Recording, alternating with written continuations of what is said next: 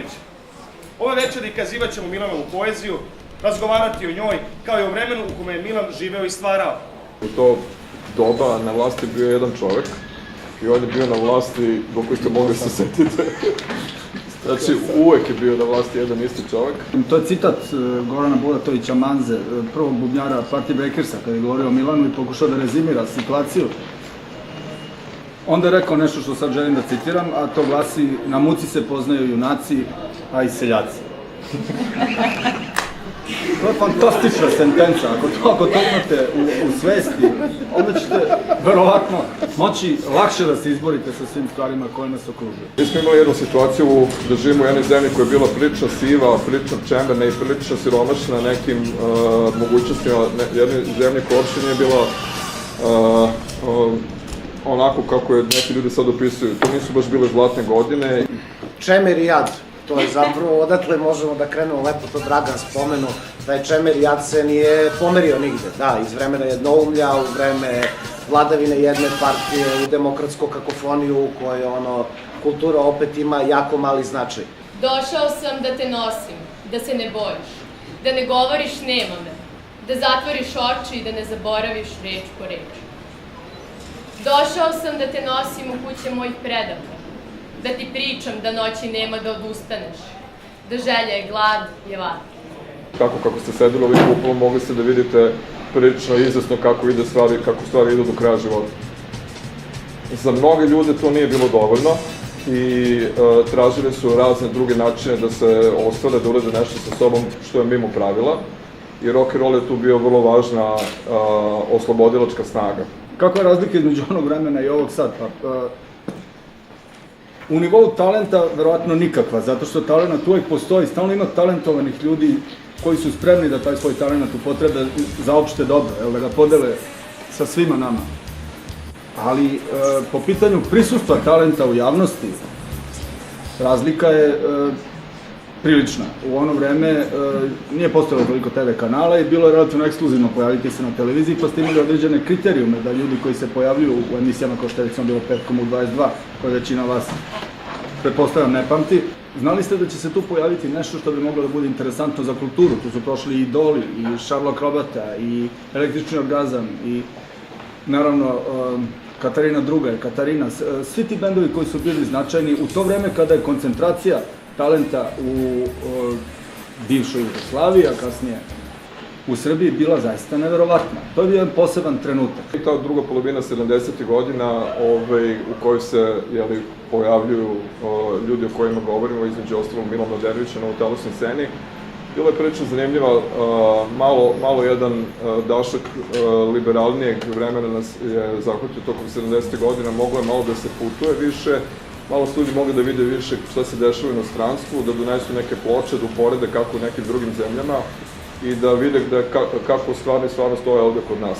Da je neverovatno važno ponovo baviti se revalorizacijom naše kulture, našeg stvaralaštva 20. veka. Znači, mi smo imali potpunosti ideološku kritiku, u potpunosti ideološki pogled na to vreme, koji se menjao u ovom vremenu sada prema partijskim provinijencijama, desnim, levim, profiterskim i sličnim budalaštinima kojima svi prisustujete. Rođen sam u getu. Rođen sam tačno u čas da vidim. Rođen sam u getu. Rođen sam tačno u čas da vidim, magla češlja pramene na ulici, hladan dah sa zapada. I na neki način je oslobađao ljude već samom poetskom reči. Meni je sada bilo vrlo zanimljivo da pročitam svu tu poeziju, ali kao poeziju, ne da, iako znam sve te pesme, iako sam odrastao uz tu muziku kao, sam čitala moja generacija i generacije pre mene, ako bi se bavili analizom, negde bi njega pre svega gledao kao, recimo, urbanog neoromantičara, kao nekoga koji je potpunosti introvertan, metaforičan i po tom podu bi ga dalje analizirao. Nemojte dozvoliti da vas masa nosi, zato što ovo što masa sada nosi, to izgleda kao nekakva bujica prljave vode. Nekad su ljudi takođe plivali kroz tu prljavu vodu, ali ste bar čuli da se neki od njih bune. sama ideja bila jača od svih nemogućnosti koje su nas okruživale u tom trenutku. I meni je jako dobro poznato to osjećanje kad nemaš mnogo mogućnosti, ali imaš mnogo želje, imaš mnogo potrebe da nešto uradiš sa sobom, a ništa ti nije dostupno. U sumrak znam da znaš, da znam sve o nevažnim stvarima, iza brda je polje, iza polje je kuća, iza kuće je šuma, iza šume je put koji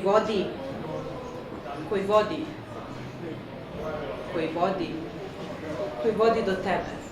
Ono što je zanimljivo je da je to jedna potpuna rezigniranost, da tu nema ideala, da je to potpuno spoznaja sveta u kome se živi i zbog toga nema razočarenja, ili je razočarenje to stalno. Ne postoji nekakva vera u mogućnost uopšte izbavljenja.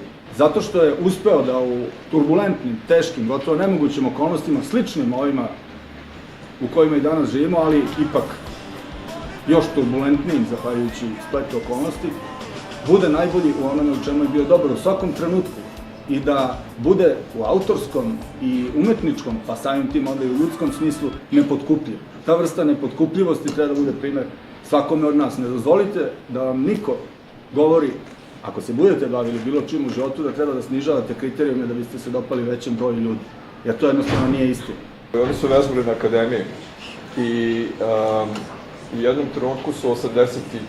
godine, recimo, poželili da izađu napolje iz te rupe dole, to je klub fakulteta likovne umetnosti na kraju Knez Mihajlovu. Izašli su ispred, izneli opremu u sred bela dana kao Knez Mihajlovo, povukli su crtu kredom po sredini i uzeli da sviraju. I sad sviraju u sred Knez Mihajlova i ljudi ne smiju da, znači ljudi se okupljaju i niko ne smije da pređe tu crtu. I bilo bi u fazonu šta me, pređete tu crtu. Niko se ne suđe da pređe tu crtu. To mi se čini da negde imamo duha Katarine Velike, koji su pozivali ljudi stalno da pređu neku granicu. Za romantičara je bila nacionalna pripadnost. On je pre svega pripadnost traži u gradu, u generaciji, a onda u jednoj ili dve pesme koristeći simboliku i rekavši to, on se osjeća pripadnikom slovenskog plemena. Ali to nikad nije mi Srbi, narod najstariji i tako dalje, nego je prosto šira jedna slika koja je u tom trenutku bila normalna za čoveka koji je rođen u Zagrebu, rastao u Sarajevu, živeo u Beogradu. Mi menjamo dan za noć, mi menjamo noć za dan, prolaze brodovi. Trubaju čast i zvone za uzbunu, deca uče da plaču, deca uče da poznaju svoj glas u toplim jaslama, u hladu bora pod zidom od čempresa. Mi menjamo našu noć za neki tuđi dan, za neki tuđi dan. Posle 35 godina od poezije Milana Mladenovića smatramo jednom velikom vrednošću, jer ona najbolje svedoči o tome kroz šta su ljudi u to vreme prolazili, kroz šta su morali da prođu da bi došli do toga da budu prosto to što su. To su ogromne vrednosti i ne treba nikada zaboraviti da trebate prvo da se borite za da budete to što jeste, a pre toga morate da prepoznate šta ste. Kultura u ovom okruženju, nažalost, više odavno ne stagnira, ona ide unazad. Nekad je pravilo u srpskoj kulturi bilo jedan korak napred, dva koraka nazad. Sad je ukinut korak napred, već dugo. I sad imate samo dva koraka nazad, pa opet dva koraka nazad i tako u nedogled. I zato današnja kultura deluje tako strahovito inferiorno u odnosu na kulturu 80-ih godina, ali nemojte dozvoliti da vas to obeshrabri. Jer vi ste oni koji će kreirati sledeći talas kulture u svim sferama u kojima budete delovali. Njegov angažman, koji je više nekako mi se čini iznuđen time, i ta pesma lepo počinje, nismo znali da su sela spaljena, nismo znali da je srušen most. I nakon toga, da, mi smo to saznali sve odjednom, i nakon toga počinje prosto niz tih pesama koji imaju mnogo direktniji angažman nego aluzije koje postoje u prethodnim tekstovima, koji, recimo, svoj vrhunac doživljavaju u pesmi Zajedno, koja je zloupotrebljena kasnije, ne njegovom voljom. Ali opet i tu se vidi njegove umetničke individualnosti, jer on, recimo, tu kaže, ovi ljudi su valjda zaslužili bolje. Valjda. Možda i nisu.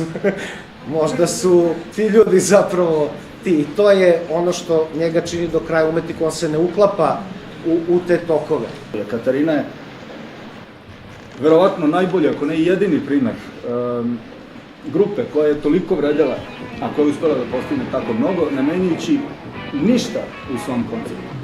To je dragocen primjer. Znači, pokazali su da je moguće. Pokazali su da lažu svi ljudi koji tvrde da to nije moguće i svi oni koji pokušavaju da kulturu negde od nivoa percepcije trogodišnjeg deteta na kome se ona nalazila prilično dugo, spuste još niže, pri čemu je krajnji cilj nivo percepcije čovečje ribice.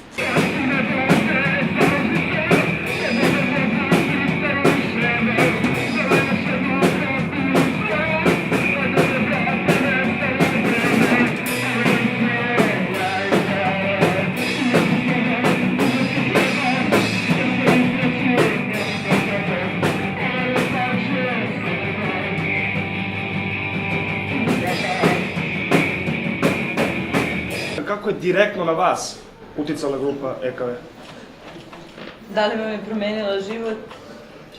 Zato je bilo mnogo grupa koje su menjale život, tako da osjećam se kao da su mi mnogo više puta izmenjali život.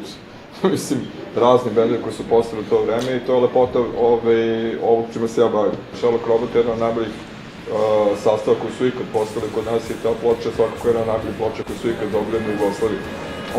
Milan Mladenović tu peva i svira gitaru takođe, kao i ovde. Počete od toga pa idete dalje polako godinu za godinu. Mislim, Ekaterina Velika se usuđivala da radi neke stvari koje drugi ljudi nisu radili i oni su uspeli da ostvare jedan značaj, kontinuitet kroz vreme. Znači, a to je nešto što je često nedostaje u našoj sceni, koja kao i druge kulturne kao druge stvari u našoj kulturi uspevala samo da zabeleži diskontinuitet. Za razliku od kulture koja je sve vreme išla silaznom putanjom, Milanova karijera i karijera njegove grupe sve vreme išla uzlaznom putanjom, išla je linijom progresa i to je veoma važno takođe primetiti, odnosno setiti se da je svaki put kad bi se pojavio ponovo taj bend bio sve bolji. Bio sve kompaktniji, bio sve kompleksniji i da je Milan kao izvođač i kao autor, znači na svim poljima, kao pevač, kao gitarista, kao autor, vođa benda, scenska ličnost, što god hoćete, vi nabrajete dalje. Bio sve bolji i bolji. To je zapravo linija kojom bi ljudski život trebalo da se kreće i život čovečanstva. U stvari ja bih drugačije postavio pitanje, da li je, ako je cilj umetnosti da promeni sve, da li je Milan Mladenović svojim radom promenio sve? Da, jeste u jednoj meri. Da, moj odgovor je da, jeste u jednoj meri je Milan Mladenović svojim radom promenio sve.